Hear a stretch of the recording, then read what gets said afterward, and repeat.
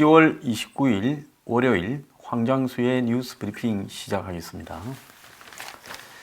자, 날이 많이 추워졌습니다. 이제 겨울에 문턱에 접어드는 게 아닌가 싶은 생각이 드는데요. 자, 뉴스 브리핑 많은 분들이 이렇게 격려해 주시는 덕분에 꿋꿋이 가고 있습니다. 이 뉴스 브리핑은 실제로 편도 없습니다. 뭐 누구 하나를 지지한다, 어느 정치 세력을 지지한다 이런 것도 없습니다. 왜? 그렇게 하게 되면 스스로 도그마라는 한마디로 틀에 갇히는 겁니다. 그래서 뉴스 브리핑은 어떤 이념 정치적 틀에 갇혀서 세상을 안 보려고 노력을 합니다. 자, 그렇게 객관적으로 보려고 노력하더라도 문 정권은 지금 해도 너무 하고 있습니다. 우리가 보수에서 보수의 틀로 문 정권이 너무한다고 태극기 이렇게 시위하시는 분들이 이야기를 하는 것을 넘어서서 솔직히 합리적인 좌파가 보더라도 이 정권은 너무한 겁니다. 자, 얼마 전에 무슨 자기가 이렇게 강연 나갔을 때 만난 여학생과 무리를 빚었던 사람이 유튜브를 한다면서 아직 그 법적인 문제도 매듭이 안 됐습니다. 보수 유튜버 개 XX들을 다 썰어버리겠다 이렇게 하는데요. 자, 본인의 인생의 아픔은 아픔이고 그를 넘어서서 보수 개 XX들을 다 썰어버리겠다. 그게 썬다고 썰립니까? 참 그분도요, 추워지는 날에 빨가벗고 어디 북한산이나 올라가서 정신을 좀 정하고 와야 되는 거 아닌가 생각도 해봤습니다. 2년 동안 2017년 1월부터 올린 주가를 문 정권이 신통방통하게 한 2, 3주 만에 다 까먹어 버렸습니다. 2년 동안에 야금야금 올린 주가를 2, 3주 만에 다 까먹어 버리는 이런 재주.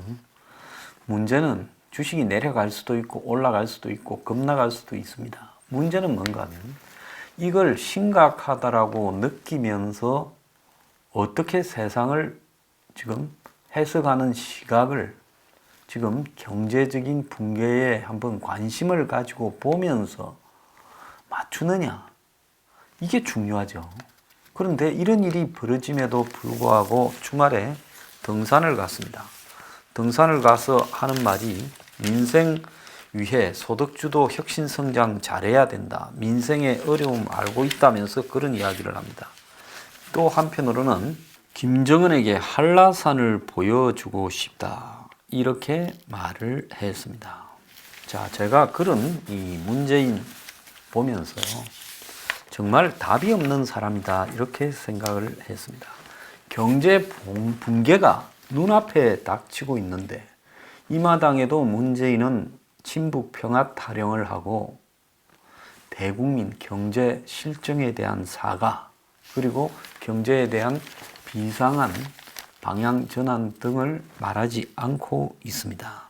어제 기자들을 데리고 북악산 산행길에 올라서 백두에서 한라까지라는 말도 있으니 한라산을 구경시켜 줄 수도 있다. 이렇게 말을 하고 지난번에 벽두산 갔을 때 하도 따뜻한 환대를 받아 실제 김정은이가 왔을 때 어디로 가야 할지 걱정이 된다. 그리고 제주도 방문을 포함한 서울이 아닌 방문지에 대해서 다양한 검토를 하고 있다. 이렇게 말을 했습니다. 연말까지 우선시할 국정과제로 한반도 평화 프로세스 지속 추진, 민생 경제 현안 챙기기 두 가지를 꼽았는데요. 이제 민생 경제가 아니라 그냥 민생 경제 현안이라는 것은 경제가 편안할 때 경제가 더 잘 돌아가도록 챙길 때 그때 쓰는 용어고, 지금은 경제 붕괴 방지, 경제 추락 이렇게 방지 이런 표현을 써야 되거나 퍼펙트 스톰에 대한 방어 이런 용어를 써야 될 텐데 아직도 이 사람은 경제가 어느 지경에 가고 있는지를 잘 모르는 것 같습니다. 자, 그러면서 정책 기조인 소득주도 성장과 혁신성장, 공정경제 등을 잘해 나갈 수 있도록 하겠다. 자, 소득주도 성장이라는 것은 없습니다. 소득주도 분배는 있겠지만은 소득주도 성장은 그건 불가능하고 있을 수도 없는 이야기고, 혁신성장이라는 것은 민간 기업이 주도해 가도록 정부가 한마디로 방향을 제시하고 여러 가지 어려운 측면들을 해결해 주는 데서 나올 것이고요. 공정경제라는 것은 취업비리, 고용, 세습 등을 안 하게 하고 무조건 비정규직이었다는 이유로 정규직이 되도록 안 하는 것이 공정한 경제라고 생각을 합니다.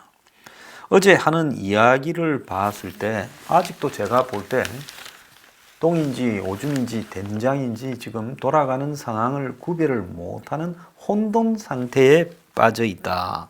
이렇게 지금 보이는데요. 어제 기자들을 데리고 갔으면 한마디로 북한 문제를 미국을 설득해서 어떻게 잘 풀어보겠다 이야기할 게 아니라 지금 경제 문제가 이 지경이 된 데 대해서 정말로 고민하고 있는데 잘 안 됐고 결과적으로는 내 책임이다. 이 문제를 지금 조속하게 전부 스텝부터 시작해서 방향을 새로 바로잡겠다. 이 이야기를 해야 되는 겁니다. 어제 말하는 거 보니까 그런 내용이 전혀 없고 그걸로 가고 싶은 생각도 전혀 없는 것 같아요. 정시가 나흘째 꼰두박질 쳐서 코스피 코스닥 시총 116조가 날아갔다는 거예요. 그러면 누군가 국민의 돈 116조가 날아갔다. 대부분이 눈치 빠른 사람은 안 날릴 거니 개미 돈일 거라고 봅니다. 자, 미국의 정시가 반등을 해도 계속 지금 빠졌습니다. 외국인이 지금 이탈하고 있는 부분은 국내 내적인 지금 정치적 리스크. 저는 이것을 문재인의 통치 리스크라고 부릅니다. 이게 작용한 거 아닌가 싶기도 합니다. 자, 오늘 엊그제 한 칼럼이 있었어요. 종로 가로수길 압구정 가 보셨나요? 자, 이게 뭔가 하면 한 좀 자아 성향을 가진 이 평론가가 지금 종로 가로수길, 신사동 가로수길, 압구정 한국의 최대 번화가를 가봤느냐. 거기에 지금 텅 빈 가게들이 늘어나고 있고 임대료를 절반으로 낮추었다라는 이야기를 언급하기 위해서 그렇게 말을 했습니다. 종로 1, 2가가 을씨년스럽고 황량하고 젊음의 거리라는 종로 2가에는 텅 빈 대형 점포가 10곳이나 됐다. 건물이 통째로 빈 데가 있고 곳곳에 임대 문의가 있다. 수제 돈가스가 얼마나 장사가 안 되면 5,500원이라고 밖에다가 붙여놨다. 자, 변두리 식당가에도 찾기 힘든 가격을 써붙여놨고 종로 1가 식객촌이라는 대형 빌딩에는 여기도 장사가 안 돼서 전부 한숨을 쉬고 그 옆에 먹자 빌딩 1층에는 빈 점포들이 이렇게 절비하다. 거기 종로에 러머시기로 시작되는 해장국집 있는 그 건물 1층에 몇 개의 점포가 비었어요. 자, 강남 최고의 가로수길 한 건물주는 1억 받던 임대료를 5천만 원으로 내렸고, 자, 압구정동도 가보니까 지금 고급 한우집, 횟집 등도 폐업 딱지를 곳곳에 붙여놨다. 주말에도 제가 주말 대담 프로에서 저보고 부동산 이야기 하지 마라 그거 누가 그러더라 했더니 또 장문에 댓글을 달아가지고 내보고 또 그 잘 모른다고 이야기를 하고 있어요. 미안하지만 그렇게 댓글 다는 당신은 부동산 투기로 떼돈을 좀 벌려고 작정을 하거나 벌고 있거나 안 그러면 부동산 투기꾼을 연결하는 쪽에 붙어 있는 끈아풀이거나 그런 인물이라고 봅니다.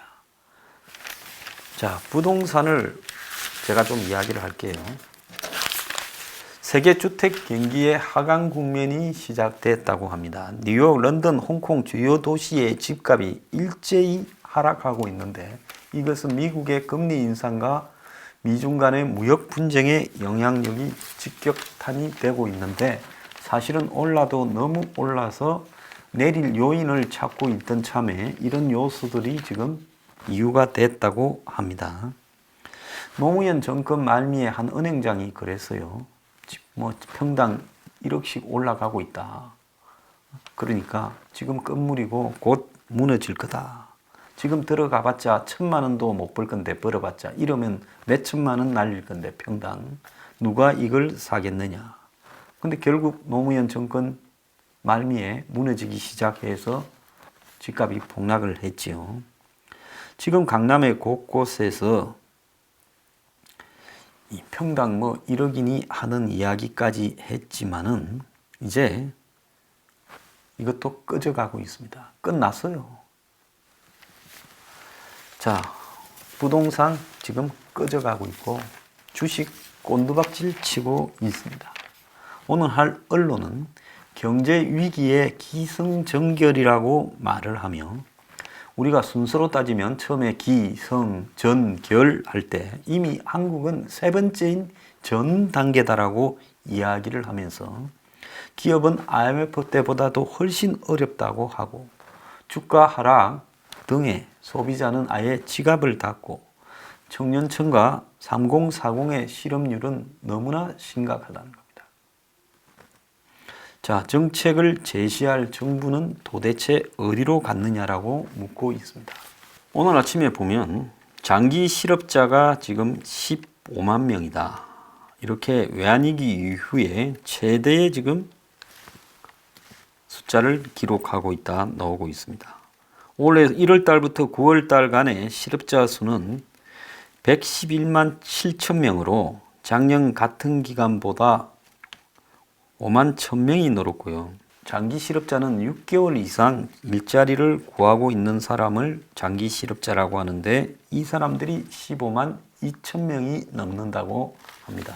아예 직장을 구하는 것을 포기해버려서 구직을 단념을 해서 실업률 통계에도 안 들어가는 사람이 51만 명이고 육아나 질병 등의 이유도 없이 그냥 쉬었음 이라는 사람들이 184만 명이라는 겁니다. 그래서 집계에 빠진 이 비경제 활동 인구가 이렇게 많은데도 현재 이 고용 참사라고 난리를 치는데 정부의 실업률은 3%대다 이렇게 이야기를 하고 있습니다. 자, 고용률은 OECD 국가 중에서 저 끝인데 66.6%로 실업률은 3%대라고 이야기를 하고 있습니다. 그러니까 실업률에는 비경제활동 인구, 구직 단념자, 그냥 놀았어 이런 사람들이 다 포함됐다. 자, 정부가 지금 통계를 가지고 경제를 논할 수준이 되느냐? 제가 지금 묻고 싶습니다. 자, 이 와중에도 소득주도 성장, 혁신 성장, 공정경제 등 헛소리를 하는 걸 보니까 제가 볼 땐 정신 차리기가 좀 걸렸다라고 생각이 듭니다.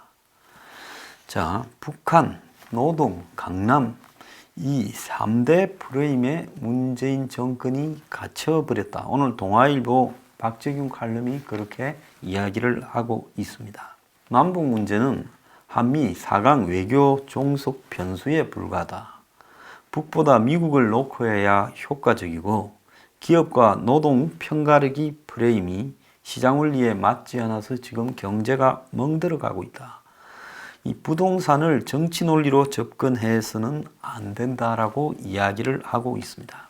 이 와중에도 정부가 ILO 국제노동기구의 핵심 협약 부분을 비준을 지금 하려고 하니 이 부분에 대해서 이 경제단체, 경총, 대한상공회의소 등이 ILO 핵심 협약 비준에 반대한다라는 입장을 이 노사정 이 기구인 경제사회노동위원회에 전달을 했습니다.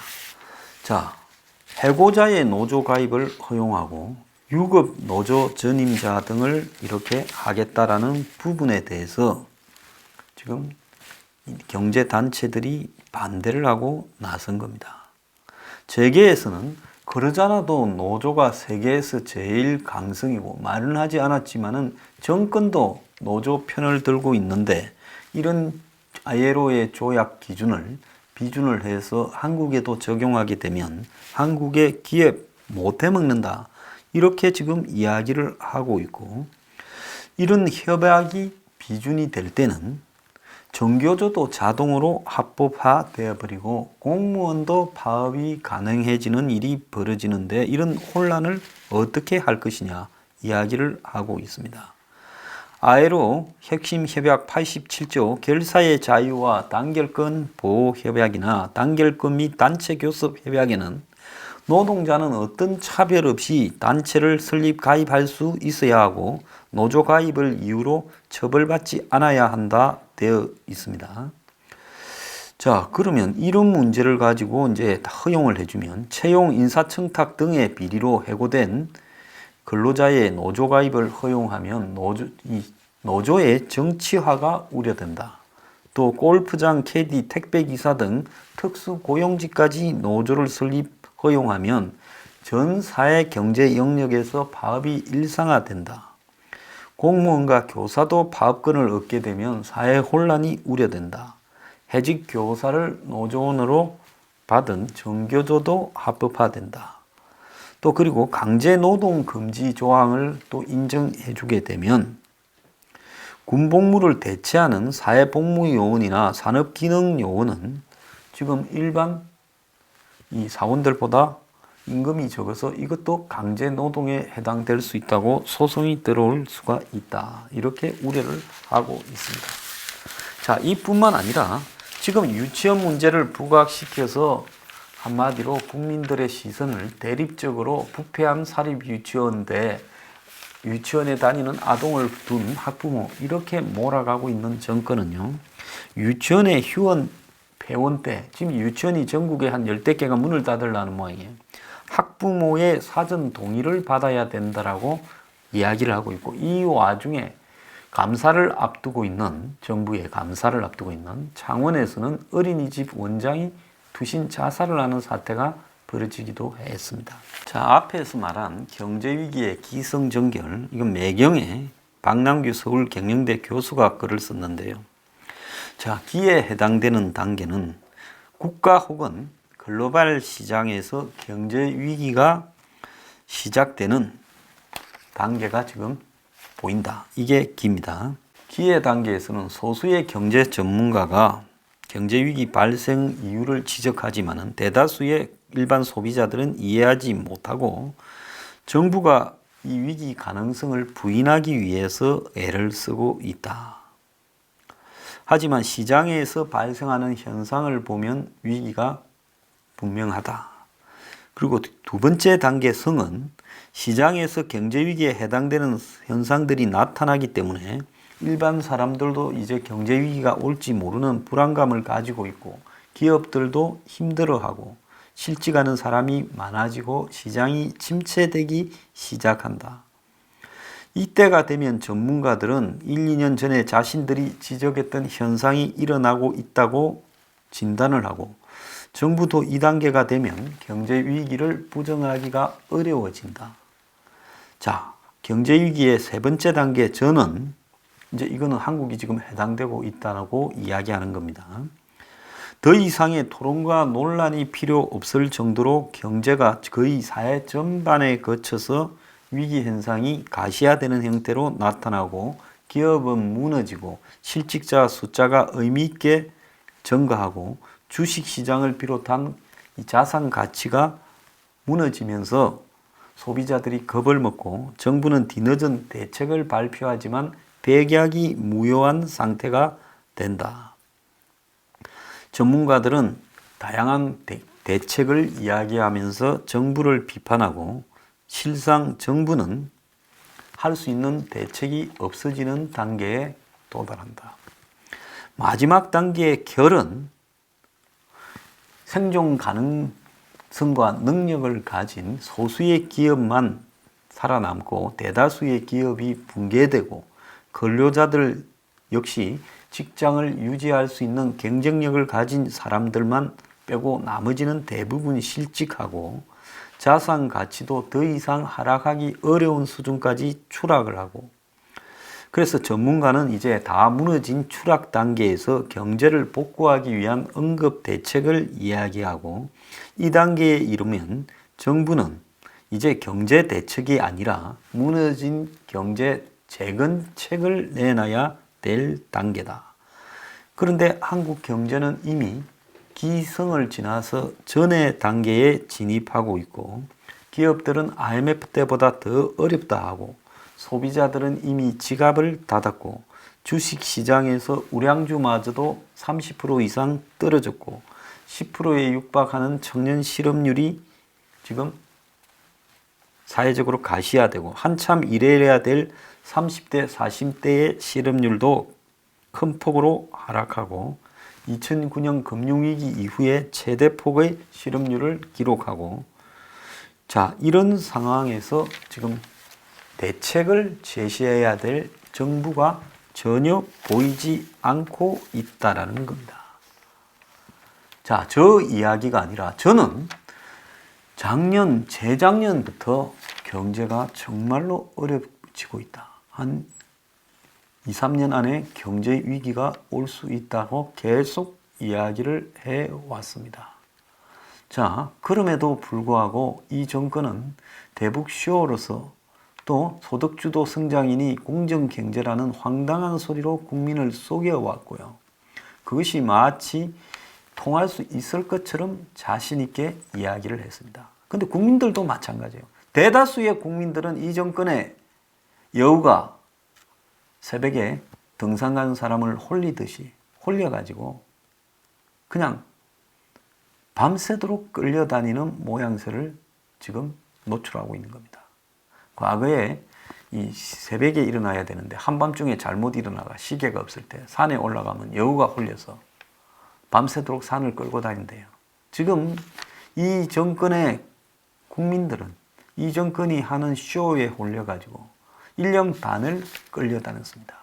문제는 이 정권이 어제 대통령이 북악산에서 했듯이 아무런 경제에 대한 말 한마디도 하지 않고 있고, 김정은이 한라산 구경 이야기를 하고 마땅히 어디 구경시켜 줄 데가 없다라는 한간 소리를 하고 자빠졌습니다. 자, 그러면서도 민생이 어려운데 소득주도 성장, 혁신 성장, 공정 경제 같은 황당한 소리를 하고 있어요. 미안하지만은요, 당신 이야기는 이제 기단계에서 하고 그만했어야 되는데 지금 전이 와서 이제 무너질 일만 남았는데 무너질 때까지도 소득주도 성장하다가 꽥 할 겁니까? 제가 정말로요, 미치지 않았으면 이해가 가지 않는다는 겁니다. 그런데 주변에 빠돌이들을 공중파니 종편이니 다 배치해 놓고 올바른 소리 하는 사람들 말도 못하게 하고 학자들도 다 입을 쳐닫게 만들어버리고, 그러면서 경제는 크게 문제가 없듯이 걱정도 안 하면서 북한하고 관계만 걱정하고 올해 안에 종전선언만 걱정하고 있냐 이겁니다. 자, 지금 IMF 단계에 들어가 있는 아르헨티나보다도 주식시장이 낙폭이 컸다는 겁니다. 코스닥이 10월 달에 마이너스 19%가 빠져서 세계 최대의 낙폭을 기대했다는 겁니다. 그것뿐만 아니라 지금 이 속절없는 정시 급락에 오늘 금융투자 유관기관, 정권사 등이 대책회의를 가진다는 거예요. 금융위원회 주재로요. 그거 하면 뭐 하겠습니까? 진단을 한들 답이 있겠어요? 오늘 이 회의를 하는 사람들은요, 부디 결론을 문재인이 문제고 통치의 위기다라고 말해 주기를 바랍니다. 자, 검은 10월이 지나면 주식시장이 보통 블랙 프라이데이, 블랙 먼데이 이런 식으로 주가 폭락이 있는 부분을 말하죠. 그러면 블랙 옥토버가 지나게 되면 이제는 뭐가 옵니까? 다 꽁꽁 얼어붙는 프리즌이 옵니까? 자, 등산하는 모양 보니까 틀렸어요. 그럼 정신 못 차리는 것 같은데 이제 남은 것은요, 같이 죽자라는 것밖에 없는 겁니다. 자, 국가가 국민들을 같이 죽자고 끌고 가고 있는데 여러분들은 북한 타령만 들으면 자다가도 배가 절로 불러집니까? 같이 죽을랍니까? 정신 차리기 바랍니다.